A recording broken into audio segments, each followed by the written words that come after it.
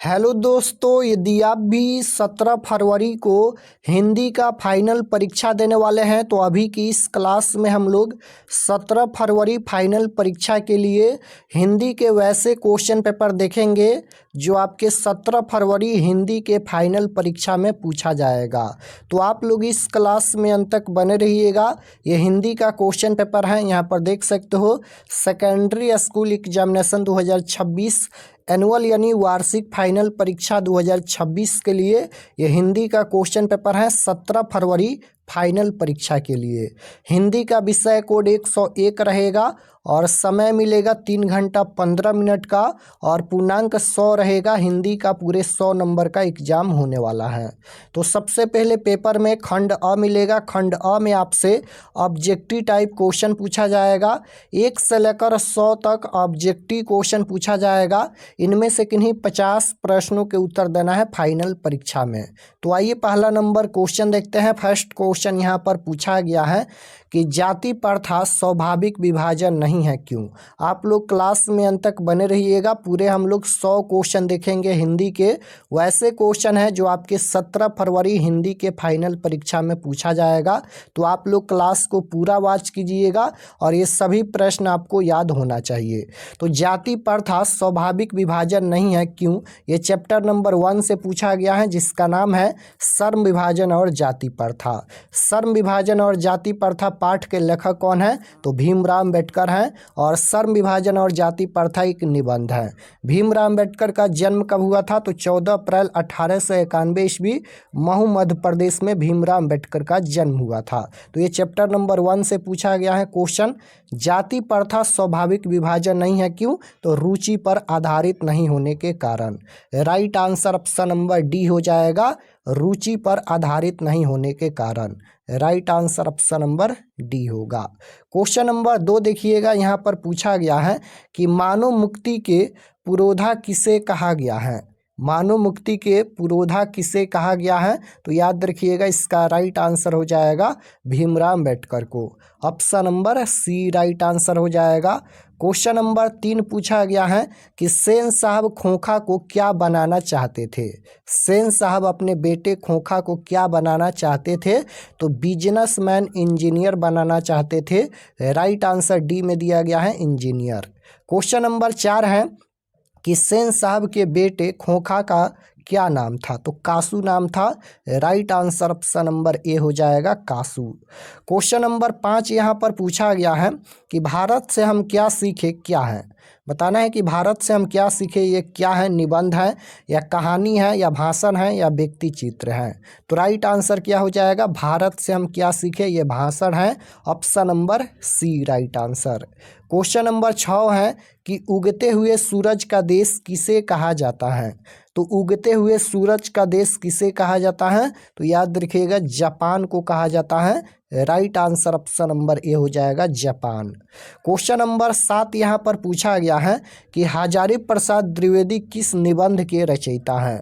तो हजारी प्रसाद द्विवेदी ये किस निबंध के रचयिता हैं, तो नाखून क्यों बढ़ते हैं। Right answer option number B हो जाएगा नाखून क्यों बढ़ते हैं। क्वेश्चन नंबर 8 है कि आदमी के नाखून क्यों बढ़ते हैं, यह प्रश्न लेखक से किसने पूछा। तो आदमी के नाखून क्यों बढ़ते हैं, यह प्रश्न जो है वो लेखक से किसने पूछा, तो राइट आंसर हो जाएगा छोटी लड़की ने। Option number B right answer हो जाएगा छोटी लड़की ने। क्वेश्चन नंबर 9 यहाँ पर पूछा गया है रामायण की रचना किस भाषा में है, तो रामायण की रचना संस्कृत भाषा में है। राइट आंसर ऑप्शन नंबर ए हो जाएगा संस्कृत। 10 नंबर क्वेश्चन है कि देवनागरी लिपि में मुद्रण के टाइप कब बने। तो देवनागरी लिपि में मुद्रण के टाइप कब बने, तो याद रखिएगा इसका राइट आंसर हो जाएगा 2 सदी पहले। Option number A right answer होगा। 11 नंबर क्वेश्चन यहाँ पर 11 नंबर क्वेश्चन है कि बहादुर कौन था। तो बहादुर कौन था, तो बहादुर नौकर था। राइट आंसर ऑप्शन नंबर ए हो जाएगा। बहादुर कहाँ का रहने वाला था, तो बहादुर नेपाल का रहने वाला था। बहादुर की उम्र क्या थी, तो 12 से 13 साल उम्र थी। याद रखिएगा बहादुर पर 11 रुपये चोरी का आरोप लगा था। बहादुर एक कहानी है और बहादुर कहानी के लेखक कौन है, तो अमरकांत हैं। क्वेश्चन नंबर 12 है कि लेखक अमरकांत ने हाई स्कूल की शिक्षा कहाँ से प्राप्त की। बताना है कि लेखक अमरकांत ने हाई स्कूल की शिक्षा कहाँ से प्राप्त की। तो याद रखिएगा इसका राइट आंसर हो जाएगा बलिया से। Option number A right answer हो जाएगा। क्वेश्चन नंबर 13 पूछा गया है, निराला की साहित्य साधना के रचनाकार हैं। तो निराला की साहित्य साधना के रचनाकार कौन है? तो इसका राइट आंसर हो जाएगा Ramvilas Sharma. Option number D right answer. 14 number question है कि परंपरा का ज्ञान किनके लिए आवश्यक है। तो परंपरा का ज्ञान ये किनके लिए आवश्यक है? तो राइट आंसर हो जाएगा जो साहित्य में युग परिवर्तन करना चाहते हैं। Option number C right answer. Question number 15 है कि बिरजू महाराज खुद को किसका शागिर्द मानते थे। तो राइट आंसर 15 नंबर का बी हो जाएगा माँ का।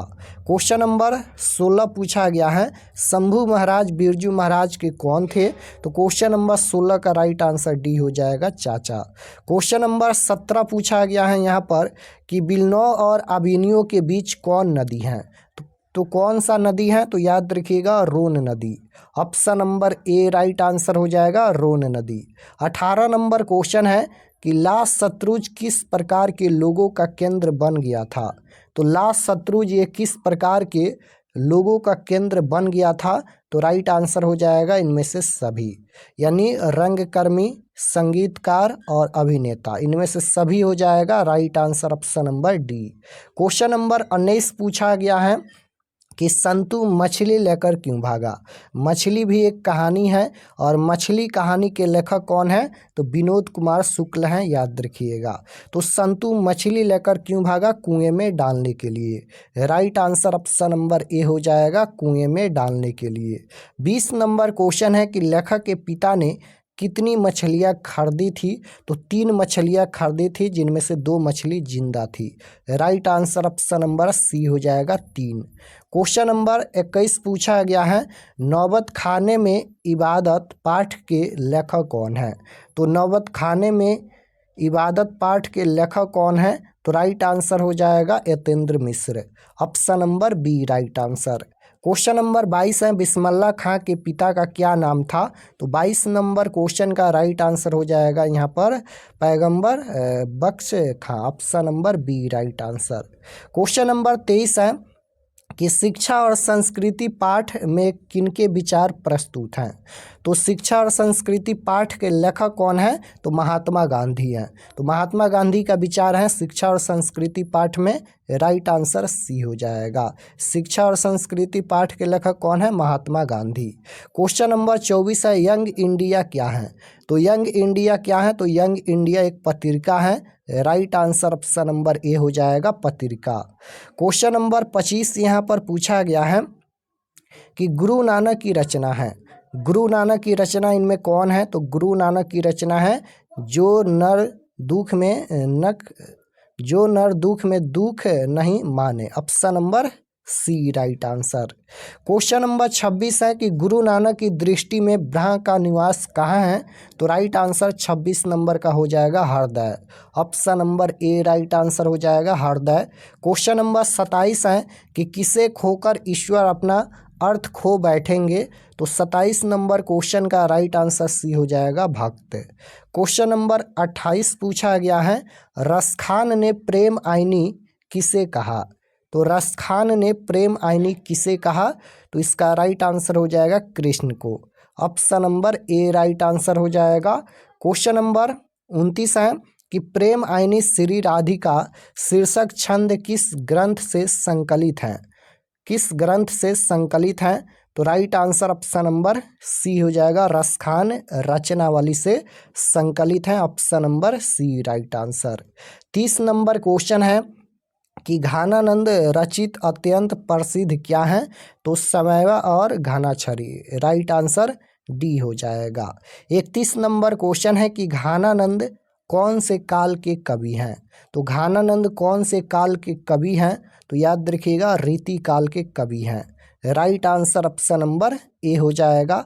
32 नंबर क्वेश्चन है कि कवि प्रेमघन के अनुसार भारत में आज कौन सी वस्तु दिखाई नहीं पड़ती है। तो कवि प्रेमघन के अनुसार भारत में आज कौन सी वस्तु दिखाई नहीं पड़ती हैं, तो याद रखिएगा भारतीयता दिखाई नहीं पड़ती है। राइट आंसर ऑप्शन नंबर ए हो जाएगा भारतीयता। क्वेश्चन नंबर 33 है कि प्रेमघन अपना आदर्श किसे मानते थे, तो भारतेंदु हरिश्चंद्र को। राइट आंसर डी में दिया गया है भारतेंदु हरिश्चंद्र को। क्वेश्चन नंबर 34 पूछा गया है कि प्रेमघन जी किस युग के महत्वपूर्ण कवि थे, किस युग के महत्वपूर्ण कवि थे, तो भारतेंदु युग के। Right answer option number C हो जाएगा भारतेंदु युग के कवि थे। 35 नंबर क्वेश्चन है भारत माता कविता कवि के किस काव्य ग्रंथ से संकलित हैं, तो किस काव्य ग्रंथ से संकलित हैं, तो ग्राम्या से। Right answer option number C हो जाएगा ग्राम्या से संकलित हैं। 36 नंबर क्वेश्चन है कि पंत जी कि भारत माता कहाँ की निवासिनी है, तो इसका राइट आंसर हो जाएगा Gramvasini. Option number A right answer होगा ग्रामवासिनी। 37 नंबर क्वेश्चन है कि सिंहासन खाली करो की जनता आती है, सिंहासन खाली करो की जनता आती है, ये किस कविता की पंक्ति है, ये जो पंक्ति लिखा गया है ये किस कविता की पंक्ति है, तो जनतंत्र का जन्म। राइट आंसर ऑप्शन नंबर ए हो जाएगा। 38 नंबर क्वेश्चन है रामधारी सिंह दिनकर रचित पाठ है, तो रामधारी सिंह दिनकर के द्वारा कौन सा पाठ रचित है, तो राइट आंसर क्या हो जाएगा रामधारी सिंह दिनकर द्वारा रचित पाठ कौन है, तो राइट आंसर हो जाएगा जनतंत्र का जन्म। Option number B right answer. धूप बरसी पर अंतरिक्ष से नहीं फटी डॉट डॉट, तो राइट आंसर क्या हो जाएगा धूप बरसी पर अंतरिक्ष से नहीं फटी डॉट डॉट, तो राइट आंसर हो जाएगा मिट्टी से। Option number C right answer, यानी धूप बरसी पर अंतरिक्ष से नहीं फटी मिट्टी से, तो मिट्टी राइट आंसर हो जाएगा option number C. 40 number question है अज्ञाय किस काव्य धारा के कवि हैं, अज्ञाय का पूरा नाम क्या है, तो याद रखिएगा अज्ञाय का पूरा नाम है सचिनानंद हीरानंद वत्सायन अज्ञाय। तो अज्ञाय ये किस काव्य धारा के कवि हैं, तो राइट आंसर 40 नंबर का हो जाएगा प्रयोगवाद के। धूप में बारिश में कौन खड़ा रहता था, तो धूप में बारिश में कौन खड़ा रहता था, तो राइट आंसर 41 नंबर का ऑप्शन नंबर ए हो जाएगा बूढ़ा वृक्ष। क्वेश्चन नंबर 42 है कि कुंवर नारायण का आत्मजवी कैसा काव्य है, कुंवर नारायण का आत्मजवी कैसा काव्य है, तो 42 नंबर क्वेश्चन का राइट आंसर हो जाएगा प्रबंध काव्य। Option number A right answer. Question number 43 है कि अक्षर ज्ञान खालिस बेचैनी किसकी है, अक्षर ज्ञान खालिस बेचैनी किसकी है, तो खरगोश की। राइट आंसर ए हो जाएगा। 44 नंबर क्वेश्चन पूछा गया है कि लौटकर आऊँगा फिर कविता किस कवि द्वारा भाषांतरित की गई है, तो लौटकर आऊँगा फिर ये जीवनानंद दास की कविता है। राइट आंसर ऑप्शन नंबर ए हो जाएगा जीवनानंद दास। क्वेश्चन नंबर 45 है कि दूर चट्टानों की ठंडी गोद में किस कवि की पंक्ति है, दूर चट्टानों की ठंडी गोद में किस कवि की पंक्ति है, तो 45 नंबर क्वेश्चन का राइट आंसर हो जाएगा Jibanananda Das. Option number A right answer होगा। 46 नंबर क्वेश्चन है मेरे बिना तुम प्रभु शीर्षक कविता किस भाव की है, किस भाव की कविता है, तो ये हो जाएगा भक्ति। राइट आंसर बी हो जाएगा भक्ति। 47 नंबर क्वेश्चन यहाँ पर पूछा गया है कि लड़का अगर कुछ उद्यम करता है तो उसे माना करने का हक मुझे नहीं है, यह किसने कहा। अब यहाँ पर ये वर्णिका भाग 2 का क्वेश्चन पूछा गया है। लड़का अगर कुछ उद्यम करता है तो उसे माना करने का हक मुझे नहीं है, यह किसने कहा, तो ये नजम्मा ने कहा। Right answer option number C हो जाएगा। ये दही वाली मगम्मा चैप्टर से क्वेश्चन पूछा गया है, जो कि हिंदी के वर्णिका भाग 2 का चैप्टर नंबर 1 है दही वाली मगम्मा। दही वाली मगम्मा पाठ के लेखक कौन है, तो श्रीनिवासन, याद रखिएगा श्रीनिवासन दही वाली मगम्मा कहानी के लेखक। और दही वाली मगम्मा किस भाषा की कहानी है, तो कन्नड़ भाषा की कहानी है, ये भी आपको याद रखना है। 48 नंबर क्वेश्चन पूछा गया है कि दही वाली मगम्मा शीर्षक कहानी में रास्ते में क्या है, जो दही वाली मगम्मा कहानी है उसमें रास्ते में क्या है, तो अमराई का कुआं रास्ते में स्थित है। राइट आंसर ए हो जाएगा। याद रखिएगा पूछा जाएगा रास्ते में क्या है, तो अमराई का कुआं है, यानी रास्ते में स्थित है अमराई का कुआं। राइट आंसर ए हो जाएगा। 49 नंबर क्वेश्चन है कि उस घर में अब सास और बहू में स्वतंत्रता की होर लगी है। यह पंक्ति जो है वह किस कहानी की है। यहाँ पर ये जो पंक्ति लिखा गया है यह किस कहानी से लिखा गया है, तो दही वाली मगम्मा कहानी से लिखा गया है। Right answer option number D हो जाएगा। 50 नंबर क्वेश्चन है कि ढाते विश्वास कहानी की प्रमुख पात्रा कौन है। तो ढाते विश्वास कहानी की प्रमुख पात्रा कौन है, Lakshmi. Right answer option number C हो जाएगा। लक्ष्मी का पति का क्या नाम था, लक्ष्मण था। लक्ष्मण कोलकाता में नौकरी करता था, यह भी आपको याद रखना है। और बाढ़ की समस्या जो है वह ढाते विश्वास कहानी के केंद्र में है, यह भी आपको याद होना चाहिए। 51 नंबर क्वेश्चन है ढाते विश्वास कहानी में स्कूल कहाँ है। तो ढाते विश्वास जो कहानी है उसमें स्कूल कहाँ है, तो टीले के नीचे। बी में दिया गया है। राइट आंसर बी हो जाएगा, टीले के नीचे। 52 नंबर क्वेश्चन पूछा गया है कि तुरई के फूल की तरह खिल खिलाकर हंसते लोग सहसा मुरझा गए, यह पंक्ति किस कहानी की है। यह जो पंक्ति लिखा गया है यह किस कहानी की पंक्ति है, तो याद रखिएगा ये जो पंक्ति लिखा गया है ये ढाते विश्वास कहानी से। Right answer option number D हो जाएगा। क्वेश्चन नंबर 53 यहाँ पर पूछा गया है कि माँ कहानी किस भाषा से अनुदित है। तो ये गुजराती भाषा की कहानी है। राइट आंसर ए हो जाएगा। माँ कहानी के लेखक कौन है, तो माँ कहानी के लेखक ईश्वर पेटलीकर हैं। राइट आंसर बी हो जाएगा, ईश्वर पेटलीकर। क्वेश्चन नंबर 55 पूछा गया है रात में रोशनी जलती रहने से इसे नींद नहीं आती, यह किसने कहा। रात में रोशनी जलती रहने से इसे नींद नहीं आती, यह किसने कहा।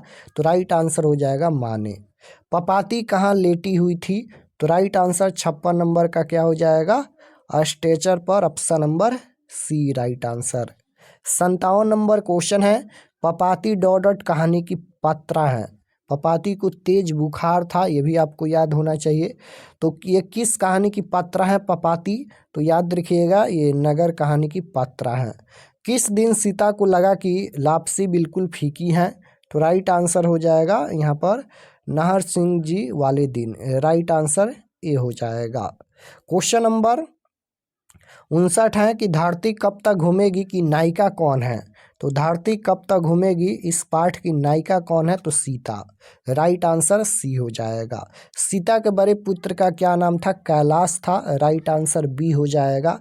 अब यहाँ पर 61 से 100 तक व्याकरण का क्वेश्चन पूछा गया है, हिंदी व्याकरण का। तो हिंदी में वर्णों की कुल संख्या कितनी है, ये पहला क्वेश्चन व्याकरण का है। हिंदी में वर्णों की कुल संख्या बताना है, तो याद रखिएगा इसका राइट आंसर क्या हो जाएगा, हिंदी में वर्णों की संख्या 44 है। ऑप्शन नंबर बी में दिया गया है 44 इसका राइट आंसर होगा। च वर्ण का उच्चारण स्थान क्या है, तो च का उच्चारण स्थान क्या होता है, च का उच्चारण स्थान तालु होता है। Option number A right answer. 63 number question पूछा गया है कि ऊ का उच्चारण स्थान क्या है, तो ऊ का उच्चारण स्थान होता है ओष्ठ। राइट आंसर बी हो जाएगा। अदालत शब्द है, तो राइट आंसर 64 का ए हो जाएगा, विदेशज शब्द है। क्वेश्चन नंबर 65 है लोटा शब्द है, तो लोटा शब्द ये हो जाएगा देशज। राइट आंसर सी होगा। ईमानदारी सर्वोत्तम नीति है, इस वाक्य में ईमानदारी कौन सी संज्ञा है। तो ईमानदारी ये कौन सी संज्ञा है, संज्ञा बताना है। तो ईमानदारी ये हो जाएगा भाववाचक संज्ञा। Right answer option number C हो जाएगा। ईमानदारी ये भाववाचक संज्ञा का उदाहरण है। झुंड शब्द कौन संज्ञा है, तो झुंड में बहुत लोग रहते हैं, यानी लोगों का समूह होता है या फिर कुछ का समूह होता है, तो ये हो जाएगा झुंड शब्द कौन सी संज्ञा है, तो ये समूहवाचक संज्ञा है। Right answer option number C हो जाएगा, समूहवाचक संज्ञा। 68 नंबर क्वेश्चन है कि बिना विचारे जो करे सो पाछे पछताए, इस वाक्य में जो सो कौन सा सर्वनाम है। तो जो सो ये किस में आता है, तो ये आता है संबंधवाचक में। यहाँ पर चिन्ह देखिएगा जो और सो है, तो ये संबंधवाचक हो जाएगा। Right answer option number D. Ramcharitmanas में अनेक मार्मिक प्रसंग आए हैं, इस वाक्य में विशेषण पद चुने। इसमें विशेषण कौन है, विशेषण बताना है, तो राइट आंसर हो जाएगा मार्मिक। यहाँ पर ये विशेषण है। क्वेश्चन नंबर 70 है, व्युत्पत्ति के अनुसार क्रिया के कितने भेद हैं? क्रिया के भेद बताना है, तो ये हो जाएगा 2 भेद हैं, राइट आंसर बी। जंजीर शब्द कौन लिंग है? तो जंजीर शब्द ये हो जाएगा, जंजीर शब्द ये स्त्रीलिंग है, option number A right answer. Question number 72 है, महाशय शब्द का स्त्रीलिंग रूप क्या होगा? तो महाशय का स्त्रीलिंग पूछा गया है, तो महाशया। जो सब कुछ जानता है उसके लिए कौन सा शब्द है? तो उनके लिए स्वर्ग शब्द है, राइट आंसर बी हो जाएगा। क्वेश्चन नंबर 74 है कि जो पूजा के लिए योग्य हो उनके लिए एक शब्द है, तो 74 का राइट आंसर बी हो जाएगा, पूज्य। वर्तमान काल के कितने भेद हैं? काल के 3 भेद होते हैं, भूतकाल, भविष्यकाल, वर्तमान काल। यहाँ पर पूछा गया है वर्तमान काल के कितने भेद हैं? तो right answer option number C हो जाएगा, 4 भेद हैं। क्वेश्चन नंबर 76 है कि अमृता कलम से लिखती हैं, इस वाक्य में से में कौन सा कारक है? कारक पूछा गया है। तो अमृता कलम से लिखती हैं, यहाँ पर चिन्ह क्या है? से चिन्ह है, तो ये हो जाएगा करण कारक में। करण से, तो करण में से आता है, तो राइट आंसर सी हो जाएगा, करण कारक। 77 नंबर क्वेश्चन है कि विपत्ति में धैर्य धारण करना चाहिए, इस वाक्य में कौन सा कारक है? में पूछा गया है, तो ये में किस में आता है? तो ये आता है अधिकरण में, राइट आंसर बी हो जाएगा, अधिकरण कारक होगा। कारक चिन्ह आप लोग याद रखिएगा। 78 नंबर क्वेश्चन है, स्वागत का संधि विच्छेद क्या होगा? तो स्वागत का संधि विच्छेद होता है सु प्लस आगत, सु प्लस आगत, ऑप्शन नंबर सी में दिया गया है, सु प्लस आगत। मनोहर का संधि विच्छेद पूछा गया है, तो मनोहर का संधि विच्छेद मनः प्लस हर हो जाएगा, राइट आंसर ऑप्शन नंबर ए। 80 नंबर क्वेश्चन है, देवाले का संधि विच्छेद, तो देव प्लस आले होता है, देवाले का संधि विच्छेद देव प्लस आले, ऑप्शन नंबर बी में दिया गया है, देव प्लस आले। कृपा का विलोम क्या होगा? विलोम शब्द मतलब उल्टा शब्द होता है, तो कृपा का उल्टा क्या होता है? तो ये होता है कोप, राइट आंसर ए हो जाएगा। क्वेश्चन नंबर 82 है कि अर्वाचीन शब्द का विलोम क्या होगा? अर्वाचीन का उल्टा क्या हो जाएगा? प्राचीन, राइट आंसर बी होगा। दुर्गा का पर्यायवाची शब्द पूछा गया है, पर्यायवाची का मतलब अनेक नाम होता है, तो दुर्गा को और किस नाम से जाना जाता है? तो ये हो जाएगा महागौरी, राइट आंसर बी हो जाएगा। पर्वत का पर्यायवाची शब्द पूछा गया है, पर्वत को और किस नाम से जाना जाता है? तो पर्वत को यहाँ पर किस नाम से जाना जाता है? तो ये हो जाएगा गिरी के नाम से, राइट आंसर डी। विज्ञान में कौन सा उपसर्ग है? उपसर्ग शब्द के पहले जुड़ता है, विज्ञान में यहाँ पर बी उपसर्ग जुड़ा है, और ज्ञान यहाँ पर ये मूल शब्द है, तो विज्ञान में बी उपसर्ग जुड़ा है, राइट आंसर बी में दिया गया है, इसमें बी उपसर्ग जुड़ा है। प्रत्यय शब्द के लास्ट में जुड़ता है और उपसर्ग शब्द के पहले। अभिभावक में कौन सा उपसर्ग है? अभिभावक में अभि उपसर्ग जुड़ा है, भावक यहाँ पर ये मूल शब्द है, तो अभिभावक में अभि उपसर्ग होगा, राइट आंसर बी। फैलाव में कौन सा प्रत्यय है? तो फैलाव में कौन सा प्रत्यय होगा? फैलाव में यहाँ पर फैलाव में आव प्रत्यय हो जाएगा, राइट आंसर ए। पढ़ने वाला में कौन सा प्रत्यय है? तो पढ़ने वाला में कौन सा प्रत्यय है? तो इसमें हो जाएगा पढ़ने वाला, इसमें वाला प्रत्यय होगा, right answer option number D. परक्षोभ शब्द कौन सा समास है? समास पूछा गया है, तो ये हो जाएगा अविभाज्य समास, option number A right answer. एड़ी चोटी शब्द कौन सा समास है? तो दो शब्दों के बीच में यहाँ पर योजक चिन्ह लगा है, तो ये कौन सा समास होगा? तो याद रखिएगा ये हो जाएगा द्वंद्व समास का उदाहरण। जब दो शब्दों के बीच में योजक चिन्ह लगता है और दोनों शब्द अलग अलग है तो वह द्वंद्व समास हो जाएगा। वीणा पानी शब्द कौन सा समास है? ये बहुब्रीहि समास होगा। लंबोदर भी बहुब्रीहि समास होता है, तो राइट आंसर बी। अज्ञान शब्द कौन सा समास है? तो अज्ञान यहाँ पर पूछा गया है कौन सा समास है? ये नग्न समास का उदाहरण है। लोहे के चने चबाना मुहावरे का अर्थ पूछा गया है, तो ये हो जाएगा कठिन परिश्रम करना, option number A right answer. अपना उल्लू सीधा करना मुहावरे का अर्थ पूछा गया है, तो अपना काम निकालना। रफू चक्कर होना मुहावरे का अर्थ पूछा गया है, तो 95 का राइट आंसर हो जाएगा भागना। क्वेश्चन नंबर 96 है बगुला भगत मुहावरे का अर्थ है, तो 96 का राइट आंसर सी हो जाएगा कपटी। क्वेश्चन नंबर 97 है कि अशुद्ध शब्द है, अशुद्ध शब्द ये हो जाएगा सिंगार, ऑप्शन नंबर बी। शुद्ध शब्द है, शुद्ध शब्द पूछा गया है तो प्रकृति, प्रकृति ऑप्शन नंबर ए में ही दिया गया है, प्रकृति ये शुद्ध शब्द होगा। 99 नंबर क्वेश्चन देखिए पूछा गया है, अच्छे लड़के परिश्रमी होते हैं कौन वाक्य का उदाहरण है। वाक्य पूछा गया है, अच्छे लड़के परिश्रमी होते हैं कौन सा वाक्य है, तो ये हो जाएगा सरल वाक्य है। राकेश बहुत जोरों से हंसता हुआ जा रहा था। इस वाक्य में राकेश बहुत जोरों से हंसता हुआ कैसा पदबंध है, पदबंध पूछा गया है तो ये क्रिया विशेषण पदबंध है, option number A right answer. तो यहाँ पर हम लोग हिंदी के टोटल 100 ऑब्जेक्टिव क्वेश्चन देखे हैं और ये 100 ऑब्जेक्टिव क्वेश्चन 17 फरवरी फाइनल परीक्षा के लिए बहुत ही महत्वपूर्ण है। तो आप लोग ये सभी प्रश्न जरूर याद कर लीजिएगा और कमेंट में बताइए कि आपका 100 क्वेश्चन में से कितना क्वेश्चन सही हुआ, कमेंट में ज़रूर बताइएगा। और चैनल पर नए होंगे तो चैनल को ज़रूर सब्सक्राइब कर लीजिएगा ताकि आने वाले नेक्स्ट क्लास आपके पास ज़रूर पहुँचे। और सब्जेक्टिव का भी क्लास हो रहा है और सभी सब्जेक्ट का सब्जेक्टिव क्वेश्चन हम व्हाट्सएप ग्रुप में सेंड कर देंगे, तो आप लोग व्हाट्सएप ग्रुप ज़रूर ज्वाइन कर लीजिएगा। मिलते हैं नेक्स्ट क्लास में, कोई भी डाउट होगा कमेंट में ज़रूर बताना।